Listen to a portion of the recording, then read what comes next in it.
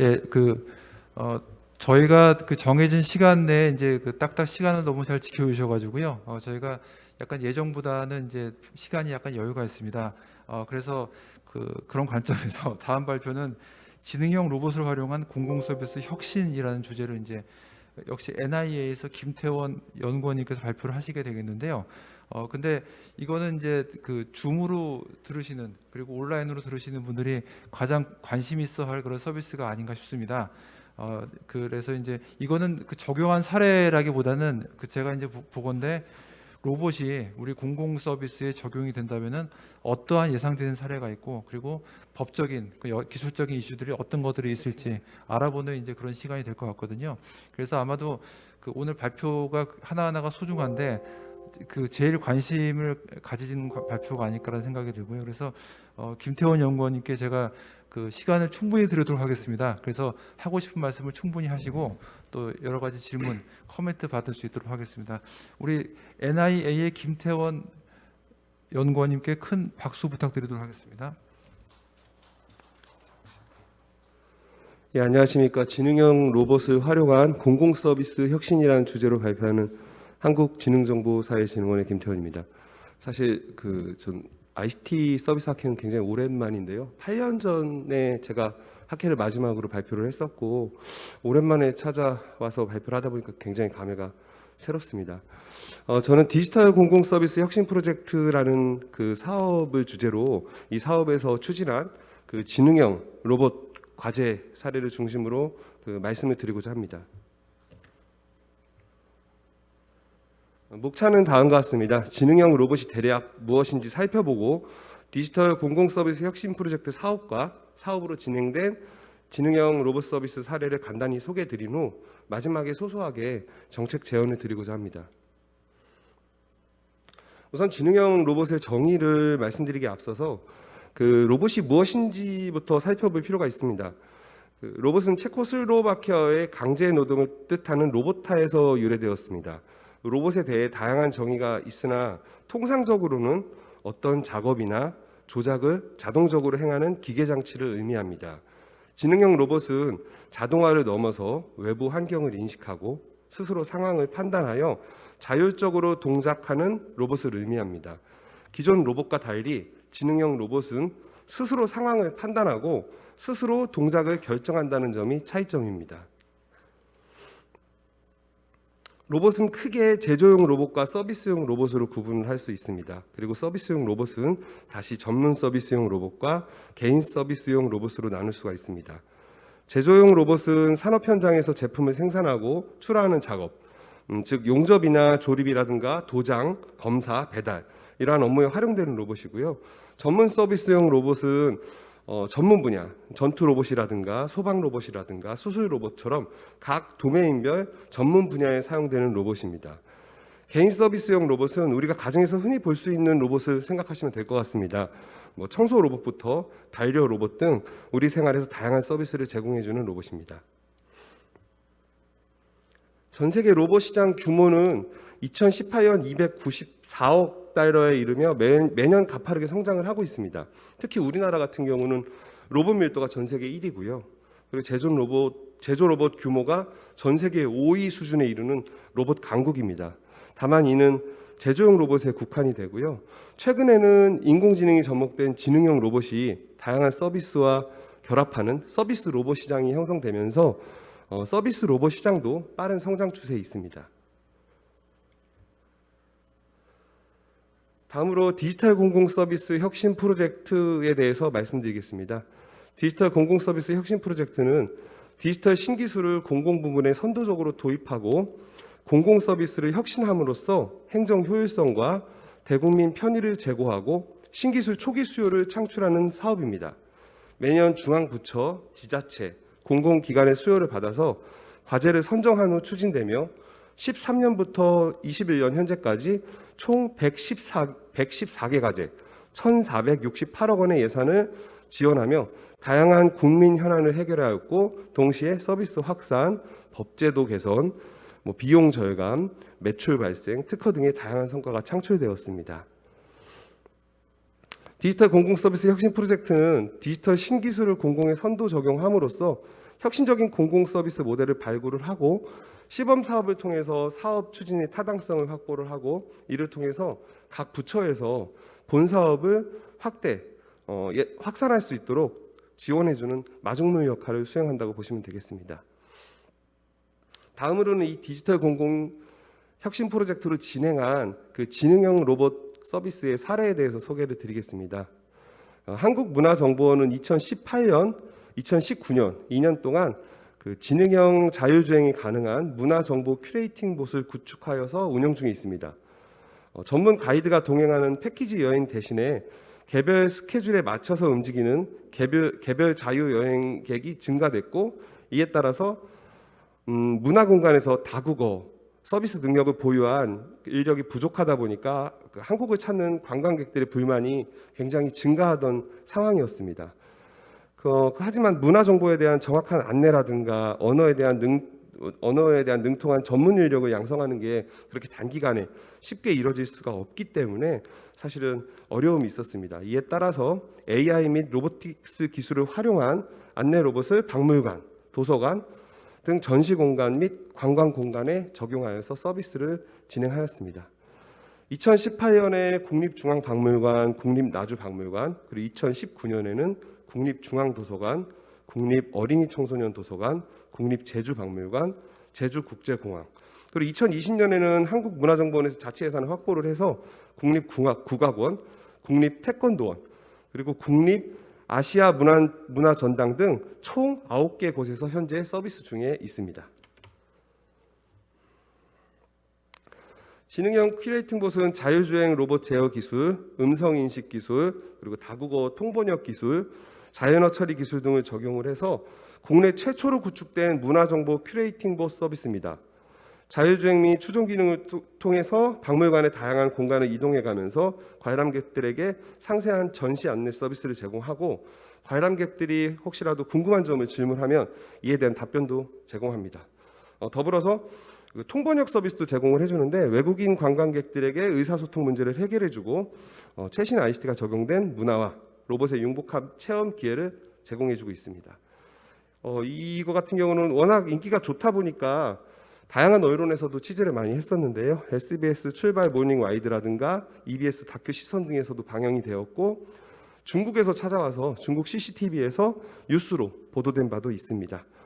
최근에는 대화지능을 활용한 그 민원 안내 서비스 로봇이 대구시청이라든가 대전시청 등에서 다양한 지자체로 확산돼서 서비스 중에 있습니다.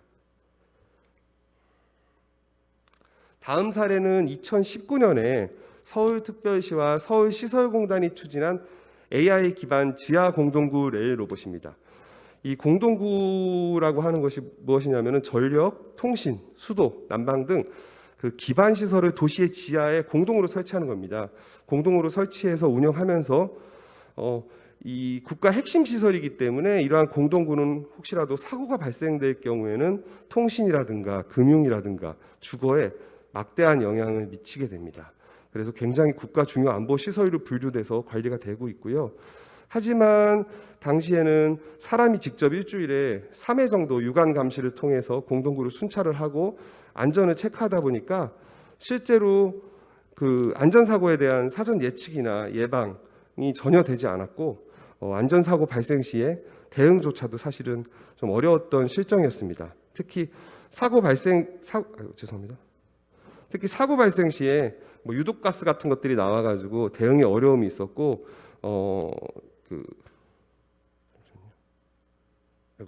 조작이 죄송합니다.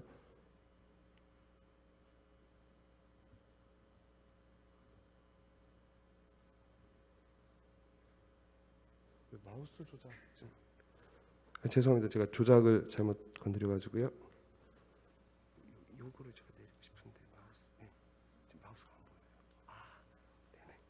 네네. 죄송합니다. 네, 계속 발표하겠습니다. 그래서 사고 발생 시에 초기 유독가스 등으로 신속한 현장 파악이나 대응에 어려움이 있었고 또 은평 공동구를 처음 시범 실증을 했었는데 여기 같은 경우는 관련 법규에 따라서 야간이나 휴일 같은 경우에는 순찰을 아예 하지 않고 CCTV 모니터링에만 의존했기 때문에 혹시라도 휴일에 안전사고가 났을 경우에는 사실은 대응하기가 굉장히 어려웠던 부분들이 있었습니다. 그래서 이에 따라서 은평 공동구를 대상으로 국내 최초로 열화상 카메라와 각종 센서들이 탑재된 레일 로봇을 설치를 했고, 이 레일 로봇이 전체적인 공동구를 돌면서 수집되는 다양한 정보들을 수집하고 분석해서 위험을 예측하고 대응할 수 있는 시스템을 구축했습니다. 이 레일 로봇 같은 경우는 19년에 처음 은평구 지하 공동구에 시범적으로 설치를 했고요. 20년에는 세종시, 광주시, 청주시, 안양시 등에 확산되어서 구축되었습니다. 그리고 다음으로는 세 번째 사례인데요. 코로나19 등 감염병 대응을 위한 비대면 수요가 굉장히 증가를 하고 있습니다. 사실 지금 저희가 발표하는 것도 비대면으로 발표하는 것처럼 비대면이 사실은 일상화가 되었고요. 다양한 산업에서 업무 효율 향상을 위한 비대면에 따라서 로봇 활용 사례가 증가를 하고 있습니다. 21년도, 그러니까 올해 사업으로 진행되는 과제 중에 그 자율주행 의료 보조 로봇도 그 한 예라고 할 수가 있습니다. 국내 간호사 1인당 입원 환자 수는 사실은 선진국의 3배를 능가하고 있고요. 가뜩이나 간호사 업무도 많은 상황인데 코로나가 발생되다 보니까 간호사들 대다수가 강도 높은 근무에 따라서 번아웃을 호소하는 것들이 사실 종종 지금 사회적 문제로 대두가 되고 있습니다. 얼마 전에 뉴스를 보니까 그 부산시 보건 공무원도 과중한 업무로 사실은 자살하시는 이런 사건이 발생하기도 했어요. 그래서 이러한 코로나19 등의 감염병 발생 시에 그 의료인의 위험 노출에 대한 뾰족한 대책이 없는 상황이었고요. 반면에 중국 같은 경우는 코로나19 발생 시에 로봇을 배치해서 임시 병동을 마련하고 로봇을 통해서 환자들에게 식사를 준다거나 음료나 약물을 제공해 준다거나 병동을 소독해 준다거나 심지어는 원격 치료 등의 이러한 보조 업무들을 수행하는 서비스가 있었습니다. 그래서 이처럼 의료인이 진료, 환자 상담 등 핵심 서비스에 집중할 수 있도록 그 중복되는 간접 업무를 최소화하고 최소화하기 위한 로봇 서비스의 필요성이 제기가 되었었습니다. 이에 따라서 국립암센터가 자율주행 로봇을 통해서 비대면으로 의료진 업무 및 환자 보조를 위한 그 컨시어지 서비스를 현재 구축을 하고 있는 상황입니다. 최근에 인상적인 광고를 하나 보았는데요. KT에서 만든 광고입니다. 우선 광고를 잠깐 보시겠습니다.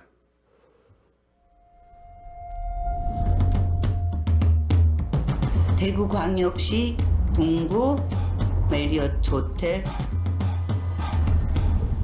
얘는 왜 날 호텔에 데리고 왔대? 엄마, 누가 물 좀 갖다 줘라. 얘 몇 호로 가야 되냐면. 이미 알고 있을걸요? 얘 조심. 그래도 몇 호인지는 알려줘야지. 알아서 잘해요. 어머, 신통방통하다 얘. 저희 팀 막내예요. 기특하죠? 그래, 기특하다 얘. 너 사람 도울 줄 안다. 굿보이. AI 로봇 원더풀. 디지코 KT 네 덕에 편해졌다 얘. 네, 앞서 보신 광고는 KT에서 제공하는 AI 호텔 로봇입니다. 사실 제가 우리 원이 대구에 있어서 대구에서 왔는데요. 대구 호텔에서도 지금 광고에서 나온 것처럼 실제로 제공이 되고 있는 서비스고요. 보시는 바와 같이 이미 제법 많은 호텔에서 현재 서비스 중에 있습니다. 그 무인 자율주행 호텔 서비스는 기존의 호텔 직원의 배달 서비스를 로봇이 대신해주는 서비스입니다. 이와 유사한 로봇으로 음식점 서빙 로봇도 있는데요. 그 음식점 서빙 로봇의 대표적인 사례로는 LG 클로이라든가 배달의 민족 딜리, 이러한 것들이 현재 지금 실제로 음식점에 월 60만 원 정도로 렌탈할 수 있는 대표 서빙 로봇이라고 볼 수가 있습니다. 이제 광고까지 내보낼 정도로 사실 우리 생활 깊숙이 로봇 서비스가 일상화가 됐습니다. 그리고 다양한 분야에서 더욱 진흥화된 로봇들이 앞으로 출현될 것으로 예상을 하고 있습니다. 마지막으로 정책 제언입니다. 사실 오늘 제 발표는 특정 연구 주제를 발표하는 것이 아니라 지능형 로봇 관련 정부에서 추진하고 있는 사업을 간단히 소개드리는 것이 목적입니다. 그렇다 보니 사실은 로봇과 관련된 정책 제언은 어디까지나 특정 방법론을 통해서 도출된 객관적 결과가 아니라 오롯이 제가 개인 의견을 드리고 이에 대한 논의거리를 던지는 수준이라고 이해해 주시면 너무 감사하겠습니다. 인공지능은 크게 약인공지능과 강인공지능으로 분류할 수가 있습니다. 약인공지능은 우리가 봤던 구글 알파고나 IBM 왓슨처럼 주어진 조건 아래에서 작동 가능한 인공지능을 뜻합니다. 반면 강인공지능은 우리가 영화에서 많이 볼 수가 있었죠. 그 영화 아이언맨의 자비스라든가 영화 인터스텔라의 타스, 영화 허의 사만다처럼 인간과 같은 사고가 가능한 인공지능을 강인공지능이라고 볼 수가 있습니다. 하지만 근데 실제적으로 강인공지능은 아직까지 기술적으로 구현되지 않고 있습니다. 아직은 만화나 영화에서만 강인공지능이 등장하고 있는데요. 가령 지금 여기 장표에도 있는 것처럼 뽀로로와 친구들에서 나오는 로디라든가 짱구는 못 말려 극장판에서 나오는 이 로봇 아빠, 짱구의 로봇 아빠 신영만이나 그 AI라는 영화에서 나오는 데이빗이나 엑스마키나에 나오는 에이바, 이 로봇들의 특징이 있어요. 어떤 특징이냐면은 자기들이 실제로 인간이라고 생각을 한다거나 혹은 인간이 되고 싶다는 생각을 하고 있습니다. 다시 말해서 자의식이 있다라는 강인공지능이라고 볼 수가 있습니다. 실제로 로봇에게 자아나 욕망이 있다면 어떻게 될까요?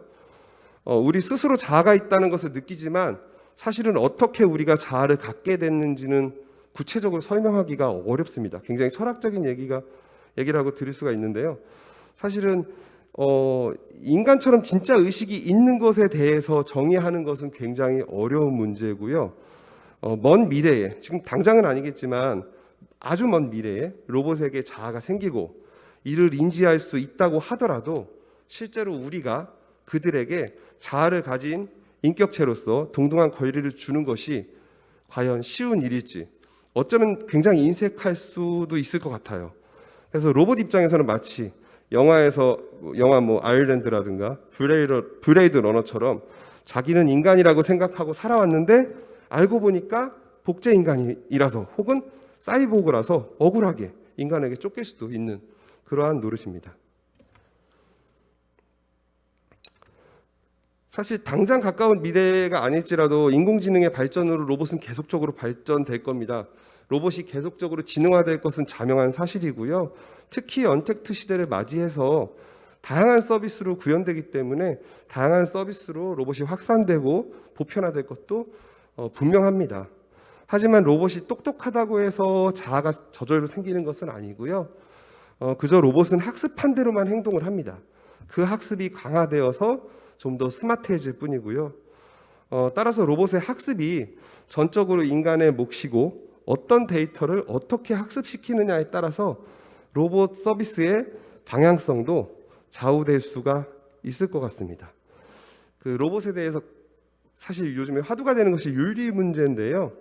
로봇은 윤리적인 민감성을 아직 갖추고 있지 못하기 때문에 잘못된 학습으로 인해서 전투 로봇이 나올 수도 있고, 또 최근 화두가 됐던 이루마 사태가 다시 반복되지 않으리란 법도 없고, 또 우리가 여전히 그 자율주행차 때부터 계속 나왔던 트롤리 딜레마의 문제도 사실은 고민해볼 문제입니다. 제가 흥미롭게 했던 게임이 있어요. 2018년에 출시된 플레이스테이션 게임 디트로이트 비컴 휴먼이라는 게임이 있습니다. 그 게임에서 보면 굉장히 섬뜩한 장면이 나오는데요. 주인공 중 하나인 그 인간 여성 안드로이드가 있습니다. 그 인간 여성 안드로이드가 집을 청소하는 중에 이북 스크랩을 발견을 해요.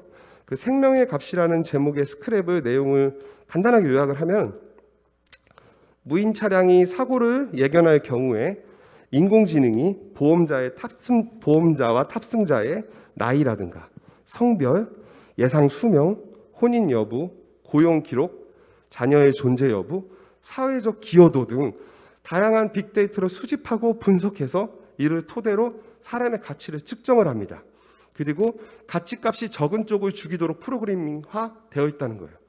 이렇게 된다면 사실은 자율주행 자동차가 왼쪽으로 꺾으면 의사가 1명 죽고 오른쪽으로 꺾으면 사형수가 5명이 죽을 상황일 때 인공지능은 당연히 후자를 선택할 수 있다는 거죠. 사실 우리가 가장 걱정해야 될 것은 기술이 아니라 아직 빈약한 규정과 제도라고 할 수 있습니다. 과기정통부가 최근에 이러한 이슈에 대해서 문제를 인식하고 최근에 신뢰할 수 있는 인공지능 신뢰 전략을 올해 5월 달에 발표를 했습니다. 이미 구현된 시스템에 인공지능이 판단 기준 등을 설명할 수 있는 기능을 추가할 수 있고 인공지능이 스스로 법제도, 윤리적 편향성을 진단하고 효율적으로 제거할 수 있도록 하는 원천 기술 개발 계획이 포함되어 있습니다. 윤리 관련해서는 이 부분을 좀 참고하시면 좋을 것 같습니다. 네, 제 발표는 여기까지입니다. 감사합니다.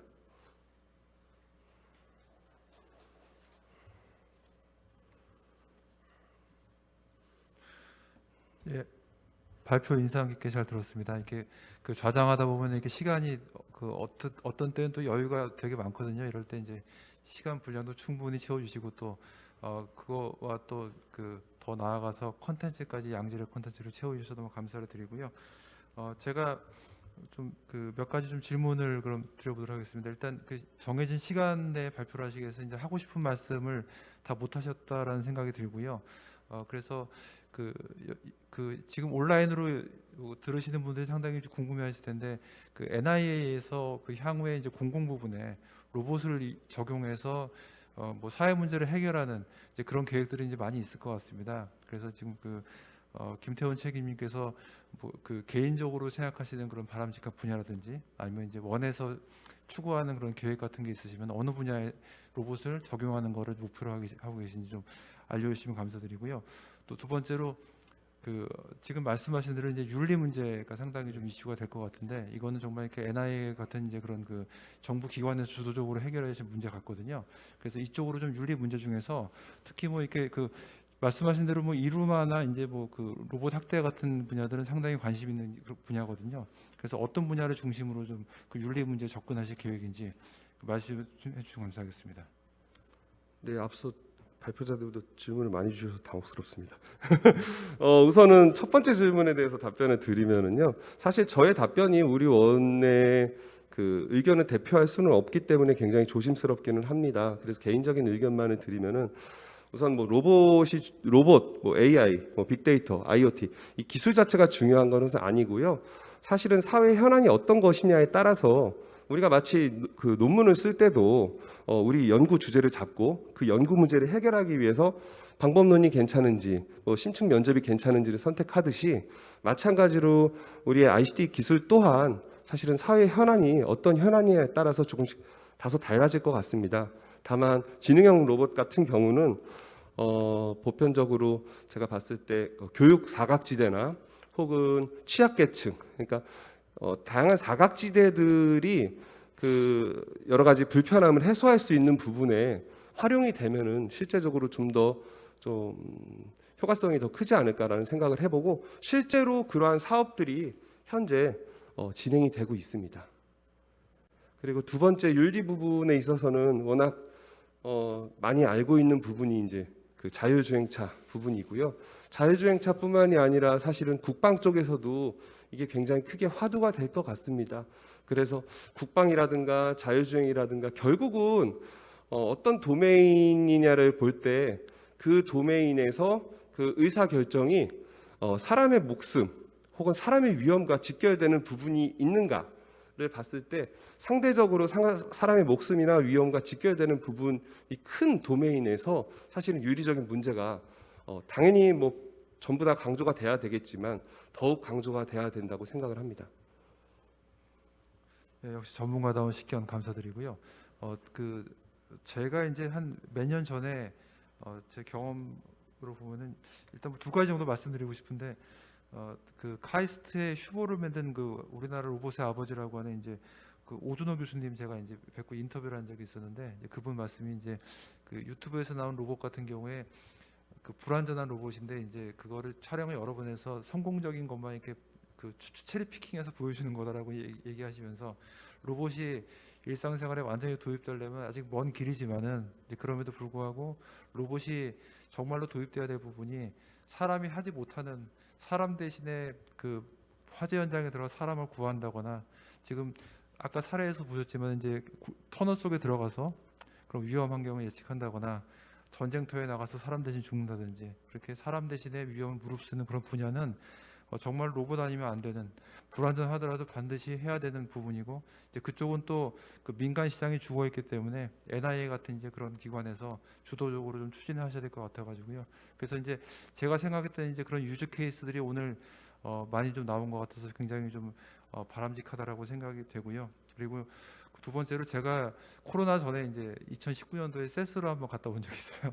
정말 세월이 빨리만 한 것 같은 게 그때 이제 그 로봇이 상용화되지 못하고 2019년도인데 몇 년 그 향후 미래에 로봇이 서빙도 하고 배달도 할 거다라는 이제 그런 거 봤는데 이게 몇 년 되지 않아서 정말로 지금 비즈니스 쓰이고 있다는 점이 굉장히 그 재미있으면서 쇼킹한 것 같습니다. 그래서 아까 이제 그 김태원 그 책임께서 말씀하신 대로 지금 그 우리가 그 강 인공지능에 약간은 좀 대비를 해야 되겠다 그러는 아직은 그 멀다고 할 수 있지만은 이게 그 여러분도 잘 아시다시피 GPT-3라고 하는 게 이제 나오면서 강 인공지능의 시대가 이제 약간 개망이 됐다라고 하는 이제 그런 의견들이 있거든요. 최근에 또 그 정부 그 NIA에서도 이제 GPT-3에 대해서 이슈 리포트를 또 이제 발간하셨더라고요. 그래서 이런 것들을 정말 이렇게 시적절하게 이슈를 제기해 주시고 그에 따른 여러 가지 그 공공 적용 분야라든지 문제점, 예상된 문제점, 정책적인 그런 대응 방안 같은 걸 제시해 주시는 그런 노력들을 향후에도 지속적으로 좀 그 노력을 경주해 주시면 감사하도록 하겠습니다. 예, 정말 그 재미있는 그 발표 잘 들었고요. 다시 한번 발표에 수고해 주신 김태원 책임님께 큰 박수 부탁드리도록 하겠습니다.